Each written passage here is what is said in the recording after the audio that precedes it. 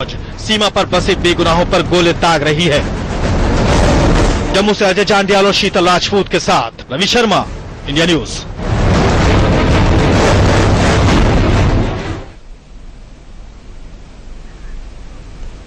चलिए सरहद आर पार में इस चर्चा को हम शुरू करते हैं। स्टूडियो में मेरे साथ जो गेस्ट हैं उनका एक इंट्रोडक्शन करा दूं। मेरे साथ शौर्य चक्र retired major general Jaswinder Pal Singh यहां मौजूद हैं। बहुत बहुत स्वागत है सर आपका। फॉर्मर ऑफिसर आरएसएन सिंह साहब हमारे साथ यहां स्टूडियो में मौजूद हैं और साथ ही retired air vice marshal Kapil Kak ji हमारे साथ स्टूडियो में मौजूद हैं। और कुछ ही पलों में हमारे साथ पाकिस्तान से नीलम नवाब जुड़ेंगी, दिन न्यूज हमारे साथ जुड़ेगा। वहां हम नीलम नवाब से जानेंगे उनके पैनल में कौन कौन है आज की चर्चा के लिए। लेकिन जब तक वो हमसे जुड़े, सबसे पहले जसविंदर पाल सिंह जी मैं आपसे जानना चाहूंगा कि 2 दिन क्या जिस तरीके का सीज फायर रहा पाकिस्तान की तरफ से, नवाज शरीफ को 2003 का समझौता भी याद आया। अब पिछले हम देख रहे हैं कुछ घंटों से फिर सीज फायर का उल्लंघन पाकिस्तान की तरफ से किया जा रहा है। आखिर पाकिस्तान क्या चाहता है, ये क्या इशारा है? सीधी सी बात है, पाकिस्तान की जो फौज है वो उनके प्राइम मिनिस्टर के कब्जे में नहीं है। और प्राइम मिनिस्टर साहब जब यहां आए थे, उन्होंने मोदी साहब के स्वीरिंग इन पे पहुंचे थे। उसके बाद में उन्होंने किसी हुर्रियत नेता से बात नहीं किया। ये चीज उनकी सेना को नागवारा गुजरी है और वो चाहते हैं कि ये जो पॉलिटिकल लेवल की डिस्कशंस हैं ये आगे ना पहुंचे। ये हर बार यही होता है, कोई एक पॉलिटिकल लेवल पे कोई थोड़ी सी कोई चीज आगे होती है और सेना बीच में गोलाबारी शुरू कर देती है। और सेकेंडली जो पाकिस्तान है उनको ये मुद्दा इंटरनेशनलाइज करना है। आप जानते हैं कि हम तो चाहते हैं कि ये हमारी आपस में वार्ता शुरू हो जाए और 2 पक्षीय वार्ता हो, शिमला अकॉर्ड के तहत हो, मगर वो हर बार चाहते हैं कि ये इंटरनेशनलाइज मैप ना हो। और उनके प्राइम मिनिस्टर गए थे, उन्होंने वहां यूएन में भी ये मुद्दा रेज किया, मगर क्योंकि ये हर बार होता है, हर साल यही होता है, तो कोई इंटरनेशनलाइज में कोई इतनी वर्ल्ड मीडिया में खबर होती नहीं। फिर एलओसी में उन्होंने फायरिंग की। एलओसी में भी यही होता है कि हर साल वो फायरिंग करते हैं, इसलिए उन्होंने इस बार एक नई बात की, आईबी में आ गए। इंटरनेशनल बॉर्डर पे कभी फायरिंग नहीं हुआ था, इस बार उन्होंने फायरिंग शुरू कर दिया। और ये फायरिंग से ही थोड़ा सा उनको इंटरनेशनलाइज का वर्ल्ड मीडिया में न्यूज मिला, मगर फाइनली क्या हुआ, सबको पता लग गया कि इन्होंने ये किया है। कोई वर्ल्ड मीडिया ने, सबने इंडिया का साथ दिया है और यही होगा। और अब मैं जितना मेरी सर्विस है, मैं जानता हूं ये समझेंगे नहीं, बाद में फिर दोबारा, जैसे उनके प्राइम मिनिस्टर ने बोला था, उनके सिक्योरिटी काउंसिल की मीटिंग भी हुई थी, उन्होंने बोला कि हम शांति वार्ता करते हैं, मगर नहीं, दे विल कैरी ऑन। जी कपिल काक साहब, अब बड़ा कंफ्यूजन है हिंदुस्तान के सामने। पाकिस्तान कहता है कि हिंदुस्तान बातचीत की प्रक्रिया बंद कर देता है, वो क्यों की जाती है खैर वो जानता है, हम भी जानते हैं, लेकिन सवाल है कि बात आखिर किससे की जाए? नवाज शरीफ सीज फायर की बात करते हैं, दूसरे दिन सीज फायर का उल्लंघन हो जाता है। आईएसआई से बात की जाए, सेना से बात की जाए, या वहां की हुकूमत से बात की जाए? नहीं अनुराग जी, ये कोई कंफ्यूजन नहीं है भारत सरकार में, कोई तरीके का कंफ्यूजन नहीं है। हाँ, कठिनाइयां हैं जो आप ही ने खुद गौर फरमाया है। पहले के पाकिस्तान की जो इलेक्टेड गवर्नमेंट है, वहां पे आपको दर्शकों को याद होगा जब प्रधानमंत्री वहां बने थे, उस वक्त उन्होंने सूचना दी थी कि उस इलेक्शन कैंपेन में भारत का कोई ऐसे लक्ष्य नहीं बनाया, कश्मीर का मुद्दा नहीं उठाया, और उन्होंने कहा था मैं भारत जाऊंगा, अगर निमंत्रण आए या ना आए मैं जाऊंगा। तो एक तरीके का जज्बा सा उन्होंने उसका इकरार किया उस वक्त। मुश्किल जो है, जो कि जनरल जेपी ने बड़ी अच्छी तरह से कहा है कि देखिए वहां पे आप किसके साथ बात करेंगे। रावलपिंडी कोई बात नहीं कर सकते, क्योंकि रावलपिंडी आपको दुश्मन मानता है, आपको लक्ष्य बनाना चाहता है, आज बना रहा, आगे बना रहेगा, पीछे इतने सालों से लगा है, तो वहां तो कोई उम्मीद नहीं है। अगर आपको बात करनी है नवाज शरीफ के साथ, मगर वो आपको डिलीवर नहीं कर पाएंगे। जो कुछ भी आप आगे का रास्ता ढूंढते हैं, उस रास्ते में वो आईईडी डालेंगे ऐसा और साल मिला के। इंटरनेशनलाइजेशन से हमें कोई परवाह नहीं है। इतने सालों से कारगिल के युद्ध से सारा विश्व भारत के साथ है। एक आम पाकिस्तानी से पूछिए, इतनों से मैंने बात की है, शर्मनाक रहते हैं। किसी भी एयरपोर्ट पे जाते हैं, जो पाकिस्तान का पासपोर्ट देखता है, बोले थोड़ा आप इस साइड पे रहिए, तो कितनी शर्मनाक बात है। मगर उनके लिए तो कोई परवाह नहीं है। क्योंकि वो दबे हुए हैं जैक बूट्स जो पाकिस्तान की थल सेना से। तो अब इस कठिनाइयों में आप कैसे आगे बढ़ेंगे? मुझे लगता है जैसे इस वक्त पाकिस्तानी बड़े हैरान हो गए कि हमारी जो रिएक्शन रही है डिस्प्रपोर्शनेट रही है। अगर उनकी तरफ से 20 मोटर आते थे शेल्स या 40, इस बार हमारे 1000 मोटर गए हैं। तो उससे नुकसान भी पहुंचा। उनकी चैनल को बताया गया अब दिखाइए नहीं, अब अल जजीरा दिखाता है, पाकिस्तानी चैनल नहीं दिखाती। तो मतलब इससे क्या हो रहा है कि पता तो लग गया उनको कि सरकार बदल गई है, अब एक नया रुख संभाल रही है। मगर इस मौके में मैं सिर्फ एक चीज अपने दर्शकों से कहना चाहता हूं कि जिंगोवादी जो बयान यहां से होता है और वहां से होता है, उसकी कोई आवश्यकता नहीं है, क्योंकि फिर आप दोनों आम नागरिकों का इतना जज्बा रेज करते हैं, एंटी पाकिस्तान यहां पे, एंटी इंडिया वहां पे, वो हमारी सुरक्षा के लिए बिल्कुल ठीक नहीं है। क्योंकि हमारी जो ऑर्बिट है अलग की ऑर्बिट है, हमारे लक्ष्य हैं अलग के लक्ष्य हैं, हमारे राष्ट्रीय सुरक्षा के जो रणनीतियां हैं वो बिल्कुल अलग है। पाकिस्तान के साथ हाइफनेट मत कीजिए। अगर आप ये जिम्मेवादी करेंगे तो आप हाइफनेट होंगे। फिर इंडिया पाकिस्तान जो इतने सालों से चलता है। कैजुअलिटीज दोनों तरफ से होती हैं। सिविलियन कैजुअलिटीज बिल्कुल अच्छा नहीं है, उनकी तरफ भी कोई कैजुअलिटी हुई है, हमारी तरफ भी कैजुअलिटी होती है, which is not good. RSN Singh साहब, आपकी बड़ी पैनी नजर रही है इंडिया पाकिस्तान रिलेशनशिप पर और आप बाकायदा एक किताब भी लिख चुके हैं इस पर। जैसा कि कपिल काक साहब ने कहा कि मुंह तोड़ जवाब पाकिस्तान को दिया गया, अगर 100 मोटार उन्हें चलाए तो 1000 हमारी तरफ से भी चले। बावजूद उसके सीज फायर का उल्लंघन अभी पाकिस्तान इस वक्त कर रहा है। क्या पाकिस्तान युद्ध चाहता है? नहीं, देखिए, ये उल्लंघन को मैं थोड़ा और वेट करना चाहूंगा, क्योंकि ये पुंछ सेक्टर में हुआ है और वहां कई बार कई लोकल कारण से भी हो जाता है। तो जब तक आईबी में नहीं हुआ है, इसका मतलब सिचुएशन में डेफिनेट इम्प्रूवमेंट है। तो हम इसको डिटोरिएशन नहीं मानेंगे, सब्सटैंशियल इम्प्रूवमेंट है। देखिए, मेरा अपना मानना है ये कि किसी भी देश के साथ जब आप डील करते हैं तो एक पर्टिकुलर टाइप का थ्रेट परसेप्शन होता है। और आप जब पाकिस्तान के साथ डील कर रहे हैं तो अगर आप स्पेक्ट्रम ले लें कॉन्फ्लिक्ट्स का पाकिस्तान से, तो एक एंड में आपका प्रॉक्सी वॉर है, दूसरे एंड में न्यूक्लियर कैपेबिलिटी है और बीच वाले स्पेक्ट्रम में आपका कन्वेंशनल वॉरफेयर है। तो पाकिस्तान ने कहीं पे जब से ये न्यूक्लियर कैपेबिलिटी उन्होंने एक्वायर किया है, उन्होंने इक्वेशन पे लगता है जैसे अराइव किया है कि proxy war is equal to nuclear capability. उसके शैडो में, उसके साये में हम ये दहशतगर्दी कर सकते हैं, लो इंटेंसिटी कॉन्फ्लिक्ट इन्फ्लिक्ट कर सकते हैं इंडिया पर, और इंडिया कुछ नहीं कर सकेगा।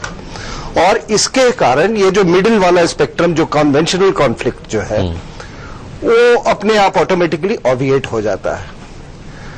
मेरा हम मानना है कि ये जो रिस्पांस जो है, ये देखिए, केवल ये मिलिट्री रिस्पांस नहीं होना चाहिए हमारी तरफ से। ये तीनों स्पेक्ट्रम को जब आप एड्रेस करते हैं जी, तो देखिए, प्रॉक्सी वॉर का सामना एक इंटेलिजेंस वॉर, इंटेलिजेंस की बड़ी अहमियत, इंटेलिजेंस ऑपरेशंस की बड़ी अहमियत हो जाती है।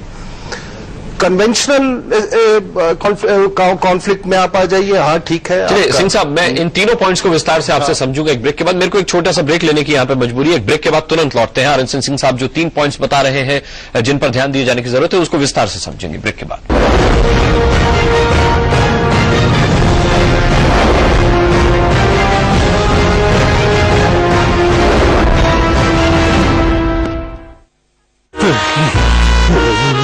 लगता है उसके पास नहीं है। उसके पास तो पक्का नहीं है। जीजू के पास तो है ही नहीं। अरे क्या नहीं है मेरे पास? डॉलर अल्ट्रा थर्मल, जो है एकदम पतला और स्टाइलिश और रखे आपको अंदर से बिल्कुल गर्म। Dollar ultra thermal. Okay boss. मेरी सरकार का हर दिन, हर पल लोगों के लिए, महाराष्ट्र के लिए। मेरे महाराष्ट्र में गुंडागर्दी नहीं, भरोसा है। दंगे फसाद नहीं, सुरक्षा है खुशहाल, है संपन्न। महाराष्ट्र पहला। कांग्रेस को ही वोट दें।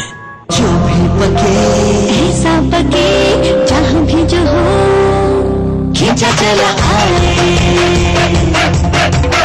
MDH मसाले ऐसा फ्लेवर जगाए, असली इतनी कमाई आखिर किसके बलबूते पर? मेरे सोनालिका ट्रैक्टर के। और भला किसमें है ये दम?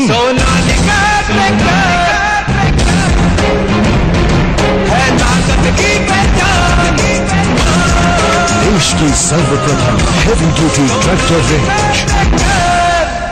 एशियन पेंट्स इजी कलर को कॉल कीजिए और आसानी से चुनिए किस दीवार पर कौन से कलर्स और डिजाइन्स बेस्ट लगेंगे। इतने सालों से इस घर ने हमें कितना कुछ दिया, सोचा जाते जाते इस घर को एक रिटर्न गिफ्ट देते जाते।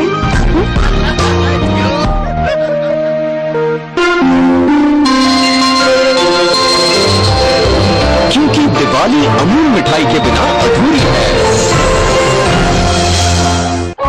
मेरी सरकार का हर दिन, हर पल लोगों के लिए, महाराष्ट्र के लिए।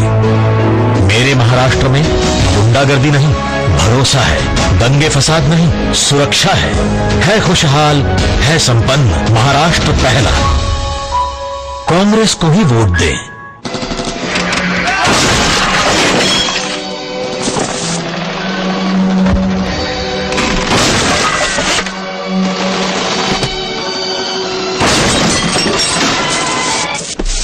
दीमक ने किया सत्यानाश, इसलिए जब भी फर्नीचर बनवाओ टर्मिनेटर जरूर लगवाओ। बैंगन पिज्जा में कोई नहीं डालता। अच्छा ये ट्राई करो। अब इसमें क्या छुपाया है? ढूंढ लो। केलॉग्स चॉकोस में छुपे हैं रोटी जैसे कई गुण, मतलब चॉकलेटी टेस्ट के साथ पोषण भी। कुछ मिला? ढूंढ रहा हूँ। केलॉग्स चॉकोस, पौष्टिक खिलाओ, डोंट छुपाओ। मेरी मम्मा ने एपीसी का एक्वासेफ वाटर प्यूरिफायर लगवाया है। एक्वासेफ आरओ वाटर प्यूरिफायर सिस्टम। एक्वासेफ जो कर दे आपके पानी को प्योर एंड सेफ।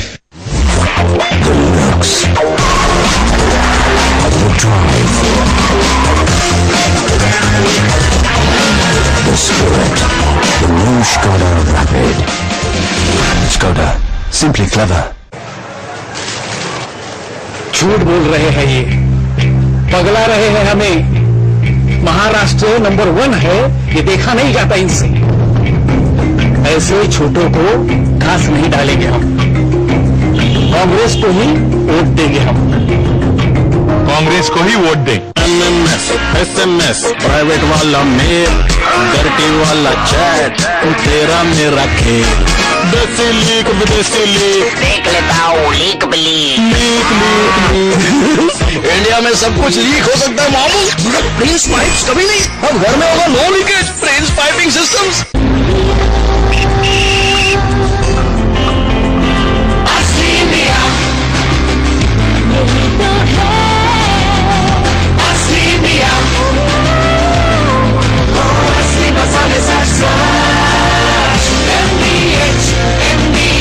यही है असली इंडिया।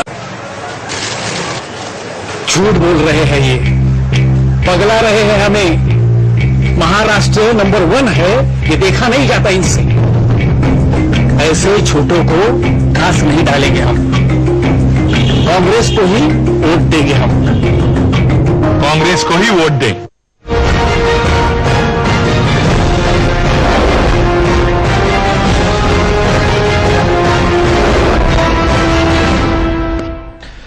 सीज फायर की याद पाकिस्तान को आई। सीज फायर का वादा पाकिस्तान ने किया, फिर भी सीज फायर का उल्लंघन पाकिस्तान की तरफ से लगातार 2 दिन की शांति के बाद जारी हो गया। सवाल ये उठता है, RSN सिंह साहब ब्रेक पर जाने से पहले आप बहुत कुछ समझा रहे थे, मेरा एक सवाल उसमें यह भी जोड़ लीजिए कि क्या वाकई में आतंकियों के इशारे पर माना जाए कि इस बार ये सीज फायर का उल्लंघन हुआ है? क्योंकि हम सभी जानते हैं कि कल जमातुल दावा की जो रैली हुई है उसमें वहां की तमाम पॉलिटिकल पार्टीज के नुमाइंदों ने शिरकत की।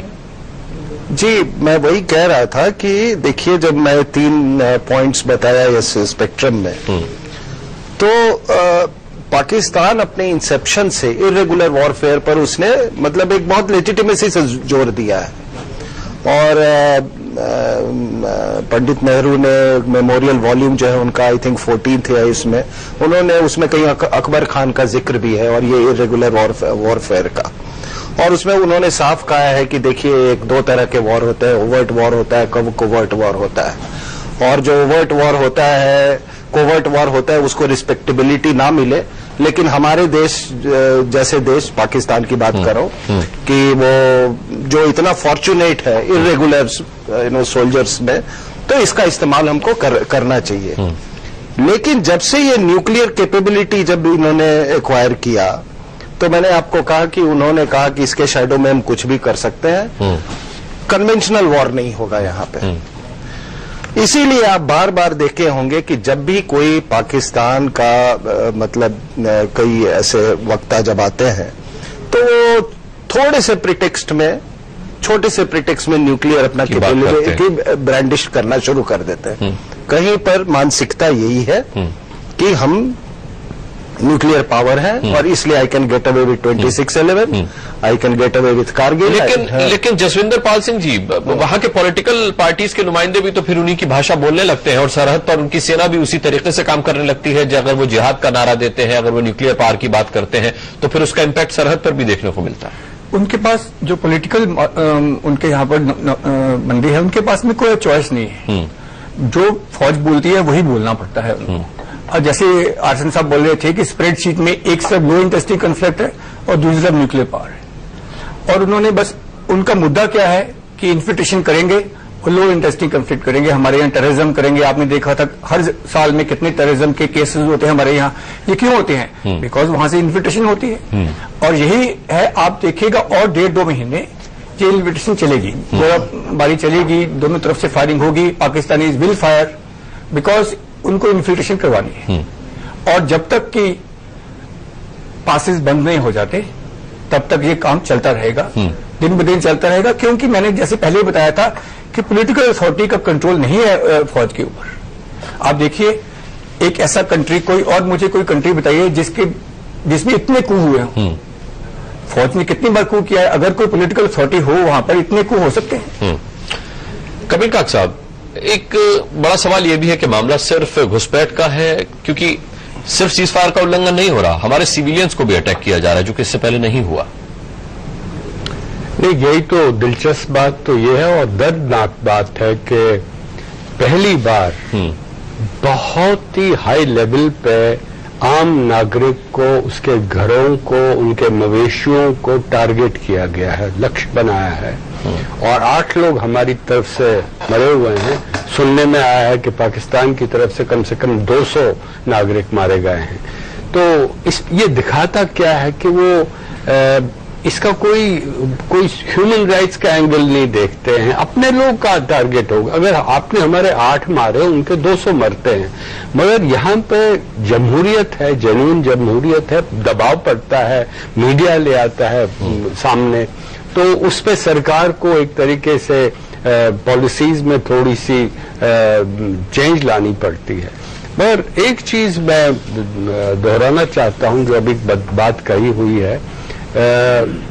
1979 में वहां के एक सर्विंग, जो असली रिटायर्ड नहीं थे, सर्विंग ऑफिसर थे, ब्रिगेडियर मलिक, उन्होंने लिखा था। और ये देखिए कैसे मजहब को ट्विस्ट किया जाता है। और उस पुस्तक का नाम था कुरानिक कॉन्सेप्ट ऑफ वॉर। उस पुस्तक का जो फॉरवर्ड लिखा था वो जियाउल हक, जो राष्ट्रपति थे पाकिस्तान के, उन्होंने। और वो क्या कहती है पुस्तक कि आतंकवाद, कुरान में लिखा है आतंकवाद से दुश्मन को टारगेट करना चाहिए।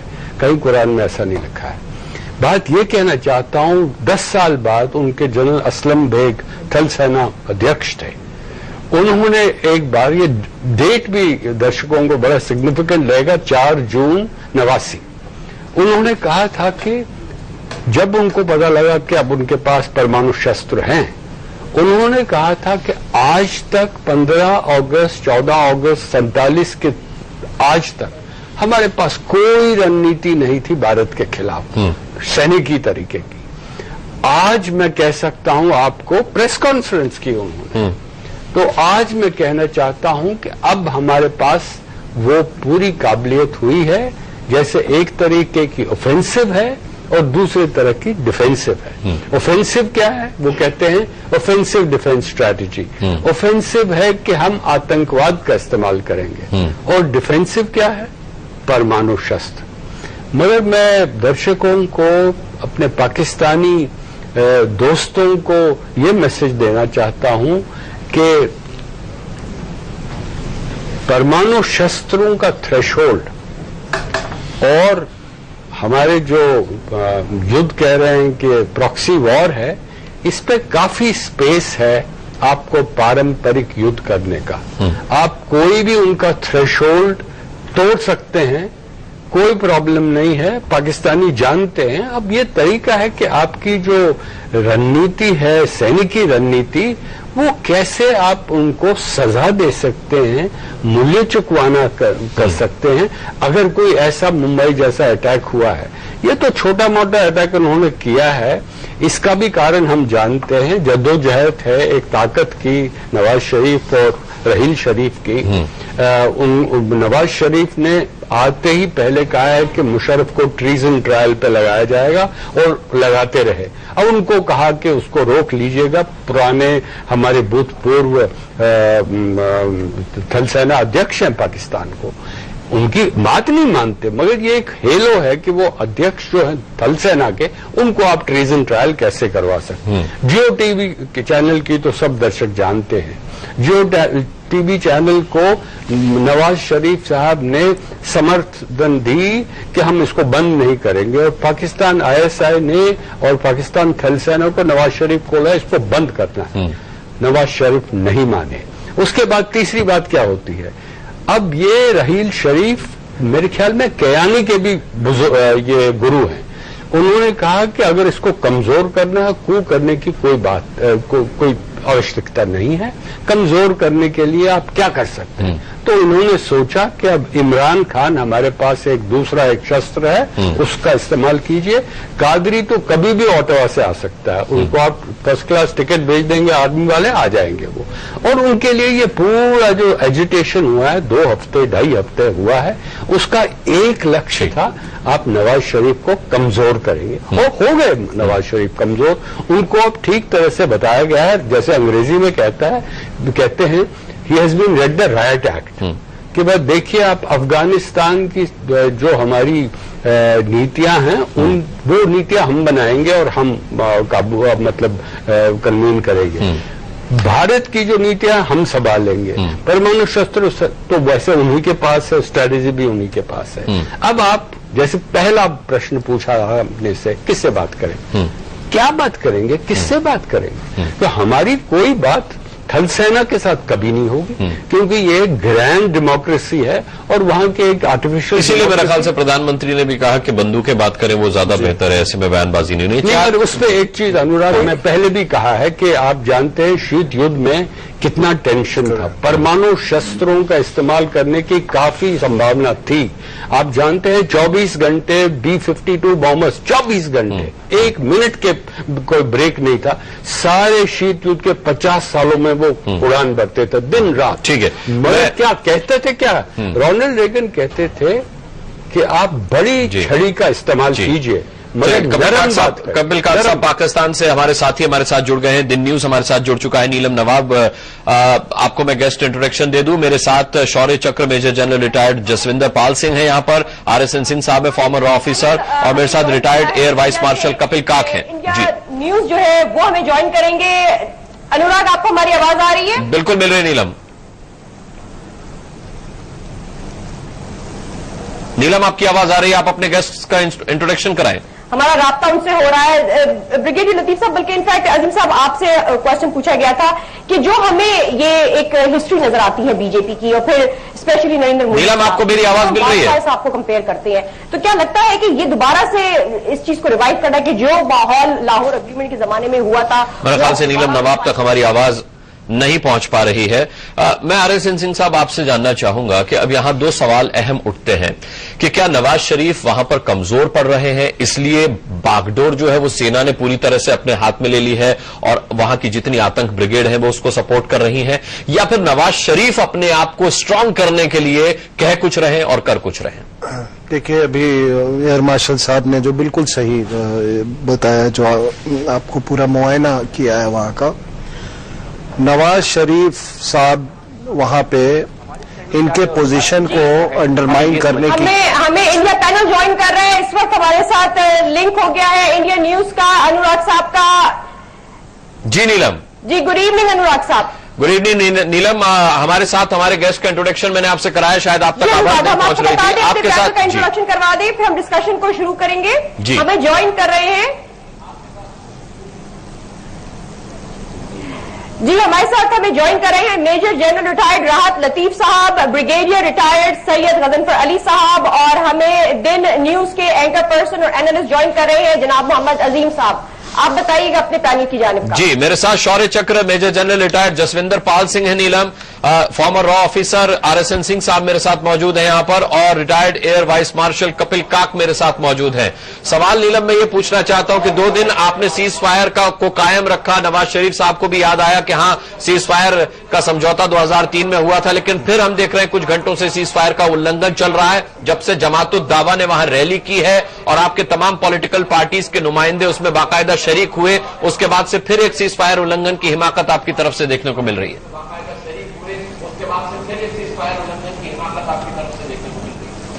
अनुराग, आपके सवाल का जवाब देंगे, यहाँ पे अजीम मौजूद है। मोहम्मद अजीम, क्या कहें? आपके जो सवाल है, इसी सवाल को मैं आपके ही पैनलिस्ट की तरफ लौटाता हूं और आपकी तरफ लौटाता हूं कि जमातुद दावा जो एक फलाही जमात है पाकिस्तान में, ये भारत में किस अंदाज से ली जाती है। पहली बात तो ये है, और इसका वर्किंग बाउंड्री पर होने वाली टेंशन के साथ क्या ताल्लुक है, लाइन ऑफ कंट्रोल की वायलेशन के साथ क्या ताल्लुक है। क्या भारत ने ये हमाकत की है जो लफ्ज आपने पाकिस्तान के लिए इस्तेमाल किया, या पाकिस्तान ने? इसको समझने के लिए हम जानना चाहेंगे कि आपके पैनलिस्ट क्या कहते हैं कि ये वर्किंग बाउंड्री पर टेंशन क्रिएट हुई क्यों है। कपिल काक साहब। जी, कपिल काक साहब। ये देखिए, मैं आपसे ये कहना चाहता हूं कि जो तनाव पैदा हुआ है, और उसकी मैं वजह भी बताऊंगा। तनाव इसलिए किया गया है कि अंदरूनी ताकत जो रहील शरीफ और नवाज शरीफ की है, उस पर जदोजहद है। आप जानते हैं इमरान खान की रैली हुई, कादरी की रैली हुई, किसने करवाई? आप जानते हैं कि नवाज शरीफ को मुशर्रफ के खिलाफ जो ट्रीजन चार्ज करना था, उसकी ऑपोजिशन किसने की है? आप जानते हैं जियो टीवी को बरकरार रखने के लिए या उसको कैंसिल करने, उनकी लाइसेंस कैंसिल करने के लिए क्या हुआ? ये सब जो अंदरूनी जद्दोजहद है, इसका एक एक्सटर्नल डायमेंशन है। तनाव पाकिस्तान रेंजर्स की तरफ से हुआ है। जानते हैं कि हमारी तरफ से भी आर्मी नहीं है, वहां तो BSF है। इंटरनेशनल बाउंड्री पे 198 किलोमीटर की लंबाई की बाउंड्री है। तनाव वहां से शुरू हुआ, मगर बदलाव इस वक्त ये हुआ है, पहले भी होता था। बदलाव इस वक्त ये है कि जो प्रोपोर्शनेट फायरिंग यहां से होती थी, इस बार नहीं हुई है। आपके खुद की चैनल्स ने रिपोर्ट करी है, अल जजीरा चैनल मैंने खुद देखी हुई है कि कितने लोग मारे गए।